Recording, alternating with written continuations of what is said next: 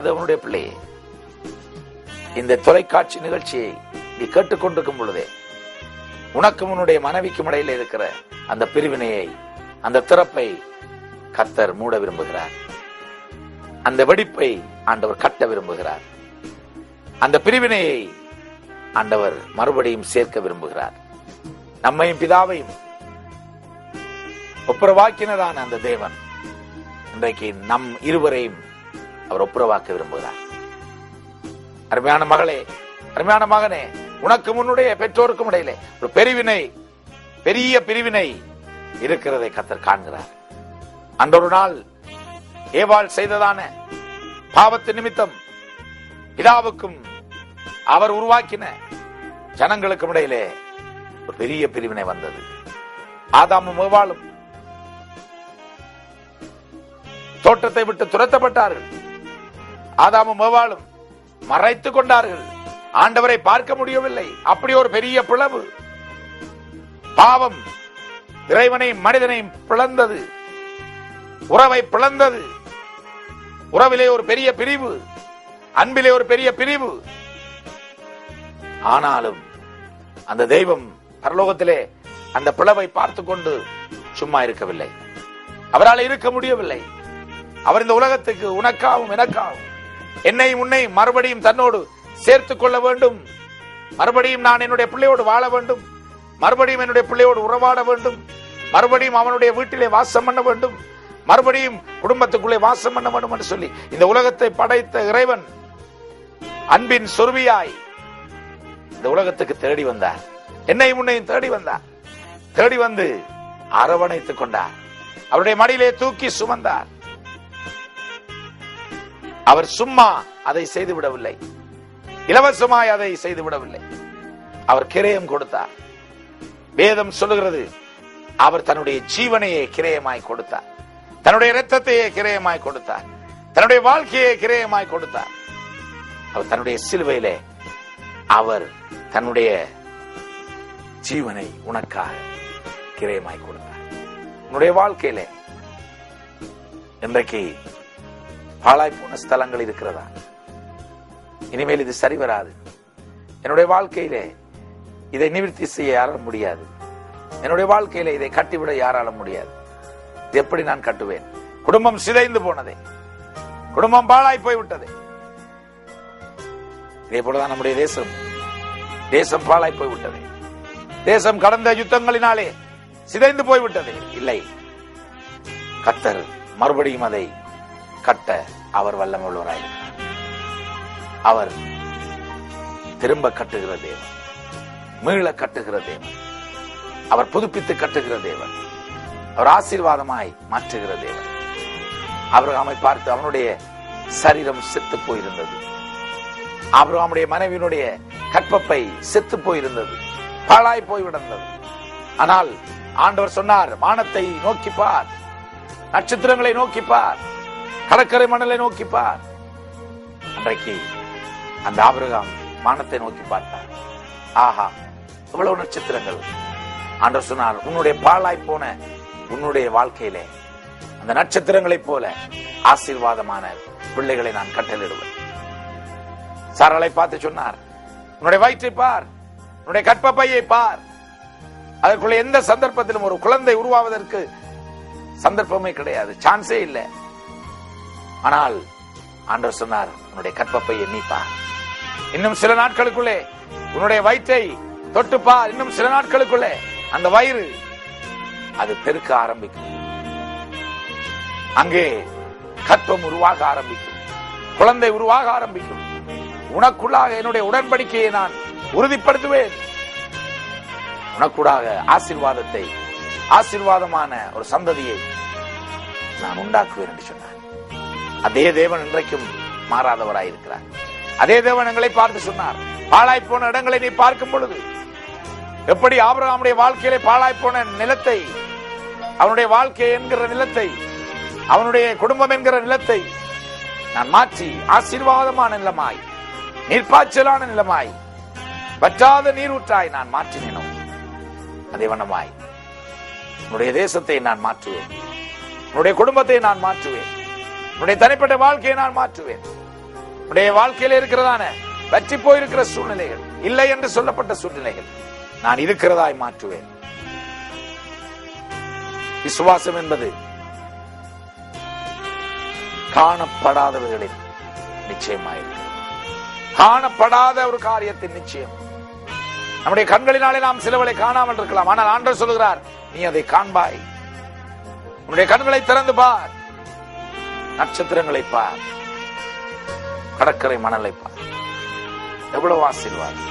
இன்றைக்கு இஸ்ரவேல் ஜனங்கள் உலகம் முழுவதிலும் ஆசீர்வதிக்கப்பட்டிருக்கிறதுக்கான காரணம், அன்றைக்கு அந்த வற்றி போயிருந்த, வறண்டு போயிருந்த அந்த வாழ்க்கையை ஆபிரகாமுடைய விசுவாசத்தின் நிமித்தம் கர்த்தர் மாற்றினார்.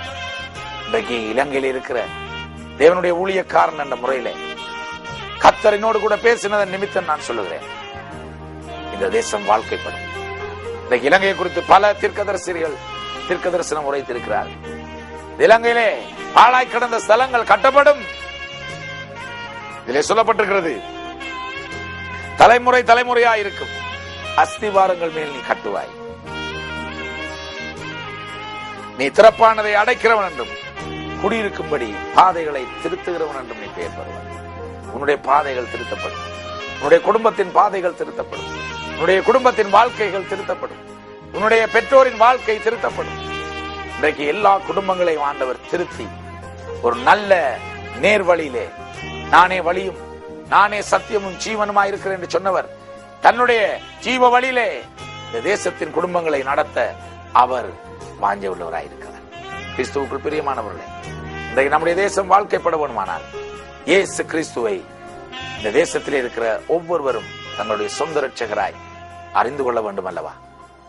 இயேசு கிறிஸ்துவை தங்களுடைய சொந்த ரட்சகராய் அறிந்து கொள்ள வேண்டுமானால் அந்த இயேசு கிறிஸ்து ஒவ்வொரு குடும்பத்திலும் பிரவேசிக்க வேண்டும். அந்த இயேசு கிறிஸ்து ஒவ்வொரு குடும்பத்திலும் பிரவேசிக்க வேண்டும். அந்த இயேசு கிறிஸ்து ஒவ்வொரு குடும்பத்திலும் பிரவேசிக்க வேண்டுமானால் நானும் நீயும் அந்த இயேசு கிறிஸ்துவை ஒவ்வொரு குடும்பத்துக்கும் கொடுக்க வேண்டும். அவரே சமாதான பிரபு, அதிசயமானவர், ஆலோசனை கர்த்தர், நித்திய பிதா, வல்லமை உள்ள தேவன், சமாதான பிரபு. அந்த சமாதான பிரபு ஒவ்வொரு குடும்பத்திலும் பிரவேசிக்க வேண்டும். வேதம் சொல்லுகிறது, சொல்லாவிட்டால் எப்படி விசுவாசிப்பார்கள்? அறிவிக்காவிட்டால் எப்படி விசுவாசிப்பார்கள்? அனுப்பப்படாவிட்டால் எப்படி போவார்? வேதம் சொல்கிறது, சுவிசேஷனுடைய பாதங்கள் எவ்வளவு அழகானது. கிறிஸ்துவுக்குள் பிரியமான தேவனுடைய பிள்ளையை, இந்த நிகழ்ச்சி மூலமாய் உங்களுக்கு நாங்கள் சொல்ல விரும்புவது, நீங்கள் இலங்கையை சேர்ந்தவர்களாய் உங்களுடைய தேசத்தை ஆசீர்வதிக்க விரும்புவீர்களே, ஆனால் நீங்கள் இலங்கைக்கு சுவிசேஷகர்களாய் இயேசு கிறிஸ்துவை சொல்லுகிறவர்களாய் ஏன் நீங்கள் மாறக்கூடாது? உங்களுடைய குடும்பம் உங்களை ஏக்கத்தோடு பார்த்து கொண்டிருக்கிறது, எனக்கு இயேசுவை பற்றி சொல்ல மாட்டீர்களா? அன்றைக்கு இயேசு கிறிஸ்து இருந்த நாட்களிலே சிலர் வந்து சிஷ்யர்களிடத்திலே கேட்டார்கள், நாங்கள் இயேசுவை காண விரும்புகிறோம். அருமையானவர்களே, இன்றைக்கும் நாங்கள் இயேசுவை காண விரும்புகிறோம் என்று நம்முடைய தேசம் கேட்டுக்கொண்டிருக்கிறது. நம்முடைய தேசம் நம்மை பார்த்து கேட்கிறது, என்னுடைய பிள்ளையே, நான் இயேசுவை காண விரும்புகிறேன், நான் இயேசுவை காண விரும்புகிறேன். இன்றைக்கு உங்களுடைய குடும்பம் உங்களை பார்த்து கேட்கிறது, நான் இயேசுவை காண விரும்புகிறோம், நாம் இயேசுவை காண விரும்புகிறோம். உன்னுடைய மனைவி சிலவளை அவள் இயேசுவை அறியாதவளா இருந்தாலும் கூட அவளுடைய இருதயம் கதறுகிறது, நான் இயேசுவை காண விரும்புகிறேன். உன்னுடைய கணவன் இயேசுவை அறியாதவனா இருந்தாலும் கூட அந்த கணவனுடைய இருதயம் கதறுகிறது, நான் இயேசுவை காண விரும்புகிறேன். நம்முடைய தேசம் கதறுகிறது, நான் இயேசுவை காண விரும்புகிறேன். அருமையானவர்களே, நீங்கள் இலங்கையில் இருக்கிறவர்களா இருக்கலாம், இலங்கையை விட்டு வேறு நாடுகளில் இருக்கிறவர்களா இருக்கலாம், யாரா இருந்தாலும் இன்றைக்கு நம்முடைய தேசம் நம்மை பார்த்து கேட்கிற ஒரு மகத்துவமான கேள்வி என்ன? நம்முடைய தேசம் நம்மை பார்த்து கேட்கிற ஒரு கேள்வி என்ன? நம்முடைய தேசம் நம்மை பார்த்து கதறுகிற கதறல் என்ன? நான் இயேசுவை காண விரும்புகிறேன். இயேசுவை யார் அவருக்கு காண்பிப்பார்? இன்றைக்கு நாம் மாத்திரம் இயேசு சுவாமியை கண்டால் போதுமா? நாம் மாத்திரம் அந்த சமாதானத்தை கண்டால் போதுமா? நாம் மாத்திரம் அந்த தெய்வத்தினுடைய வல்லமையை கண்டால் போதுமா? இல்லை. இதோ சமாதானத்தை உங்களுக்கு வைத்து போகிறேன், என்னுடைய சமாதானத்தையே உங்களுக்கு கொடுக்கிறேன், உங்கள் இருதயம் கலங்காமலும் பயப்படாமலும் இருப்பதா, உங்களுடைய இருதயம் கலங்காமலும் பயப்படாமலும் இருப்பதா என்று சொன்ன ஆண்டவர் அதே சமாதானத்தை, அதே சந்தோஷத்தை உங்களுடைய குடும்பத்துக்கும் கொடுக்க விரும்புகிறார். உங்களுடைய உற்றார்களுக்கு கொடுக்க விரும்புகிறார். நீங்களே அந்த மகிமையான இயேசுவை மற்றவர்களுக்கு கொடுக்க கூடாது. அன்றைக்கு பிதாவினுடைய மகிமையை இந்த உலகத்துக்கு கொடுக்க வந்த அந்த இயேசு கிறிஸ்து நமக்கு அந்த ஒளியாக, நமக்கு அந்த சத்தியமாக, நமக்கு அந்த ஜீவனாக அவர் தன்னையை ஒப்பு கொடுத்தபடினாலே தான் இன்றைக்கு நானும் நீங்களும் அந்த ஜீவனுள்ள தேசத்திலே வாழ்ந்து கொண்டிருக்கிறோம். உண்மையானவர்களே, இன்றைக்கு உங்களுடைய வாழ்க்கையிலும் இருள் காணப்படுமையானால், வறட்சியான சூழ்நிலை காணப்படுமையானால், நீங்களும் இயேசுவை காண விரும்புங்கள். இயேசுவை நீங்கள் காண்பீர்களே ஆனால் அந்த இயேசுவினுடைய மகிமை உங்கள் மேல் பிரகாசிக்கும். ஏசாயா 60ஆம் அதிகாரத்திலே அழகான ஒரு வசனம் சொல்லுகிறது, இருள் பூமியையும் காரிருள் ஜனங்களையும் மூடும், ஆனாலும் நான் கர்த்தர் உன் மேலே உதிப்பேன் என்று கர்த்தர் சொல்லுகிறார். அருமையான தேவனுடைய பிள்ளை, இதை கேட்டுக்கொண்டிருக்கிற அருமையானவர்களே, அந்த இருளின் மத்தியிலும் உன்மேல் வெளிச்சமாய் மகிமையாய் உதிக்க இந்த உலகத்தின் ஒளியாகிய இயேசு கிறிஸ்து உன்னை அன்போடு கூட அழைக்கிறார். வருத்தப்பட்டு பாரம் சுமக்கிறவர்களே, நீங்கள் எல்லாரும் என்னிடத்திலே பாருங்கள், நான் உங்களுக்கு இளைப்பாற தருவேன் என்று சொன்னான். இந்த நிகழ்ச்சியின் மூலம் உங்களை அன்போடு கூட அழைக்கிறார். இயேசு உனக்கு வெளிச்சத்தை தரும்படியாய் அன்போடு அழைக்கிறார். அந்த இயேசு உங்களுடைய வெளிச்சத்தை உங்களுடைய குடும்பம் அறிய வேண்டும் என்று அன்போடு கூட அழைக்கிறார். அன்றைக்கு பவுலுக்கூடாக அந்த சிறைச்சாலை அதிகாரி, நீ விசுவாசித்தால் நீ முன் வீட்டாரும் ரட்சிக்கப்படுவீர்கள் என்று கேள்விப்பட்ட பொழுது அவன் விசுவாசித்தான். அந்த ரட்சிப்பின் மகிழ்ச்சியை பெற்றுக் கொண்டான். பிரியமானவர்களே, இன்றைக்கு கூட நீங்களும் உங்களுடைய குடும்பங்களும் உங்களுடைய தேசங்களும் அந்த வெளிச்சமாகிய மகிமையாகிய ஒளியாகிய அந்த இயேசு கிறிஸ்துவை அறிந்தார். உங்களுடைய வாழ்க்கை மகிமையான வாழ்க்கையாக, ஒளியுள்ள வாழ்க்கையாக மாறும் என்பதிலே எந்த சந்தேகமும் இல்லை.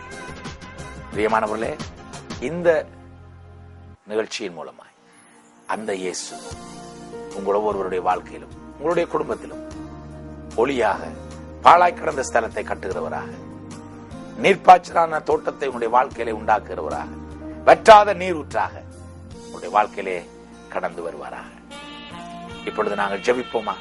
வற்றாத நீரூற்றாக, நீர்ப்பாய்ச்சலான தோட்டமாக எங்களுக்குள்ளே வாசமாய் இருக்க விரும்புகிற அன்பான ஆண்டவரே, இந்த செய்தியை கேட்டுக்கொண்டிருந்த உங்களுடைய பிள்ளைகளுக்காக உமக்கு நன்றி செலுத்துகிறோம். அவருடைய வாழ்க்கையில இருக்கிற வறட்சியான சூழ்நிலைகள், வற்றி போயிருக்கிற சூழ்நிலைகள், பொருளாதாரத்திலே வற்றி போயிருக்கிற சூழ்நிலைகள், சுகத்திலே வற்றி போயிருக்கிற சூழ்நிலைகள், சந்தோஷத்திலே வற்றி போயிருக்கிற சூழ்நிலைகள் எல்லாவற்றையும் நீர் மாற்றி அவர்களுக்குள்ளே அவருடைய துக்கத்தை சந்தோஷமாய் மாற்றும். வற்றி போயிருக்கிற சூழ்நிலைகள் நீரூற்றுக்களாய் மாறட்டும். ஆண்டவரே, இந்த செய்தியின் மூலமாய் ஒவ்வொருவருடைய வாழ்க்கையிலும் நீரே மகிமையான தேவன் என்பதை, இருளில் வெளிச்சத்தை உண்டாக்குகிற தேவன் என்பதை நீர் அவர்களுக்கு காண்பித்து அவர்களுடைய வாழ்க்கையிலே, இதை கேட்டுக்கொண்டிருக்கிற ஒவ்வொருவருடைய வாழ்க்கையிலும் இந்த வேளையில் தானே வெளிச்சம் உண்டாவதாக, இந்த நேரத்தில் தானே ஜீவ நீரூற்று உண்டாவதாக, மகிமை உண்டாவதாக, ஆசீர்வாதம் உண்டாவதாக. இயேசு கிறிஸ்துவின் நாமத்திலே ஆசீர்வாதத்தை பெற்று ஜெபிக்கிறோம் நல்ல பிதாவே, ஆமென்.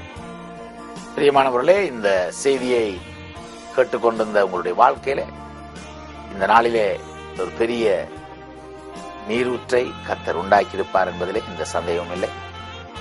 நீங்கள் பெற்ற ஆசீர்வாதத்தை எங்களோடு கூட தொடர்பு கொள்ளுங்கள். இந்த நிகழ்ச்சிக்காய் தொடர்ந்து ஜெபியுங்கள்.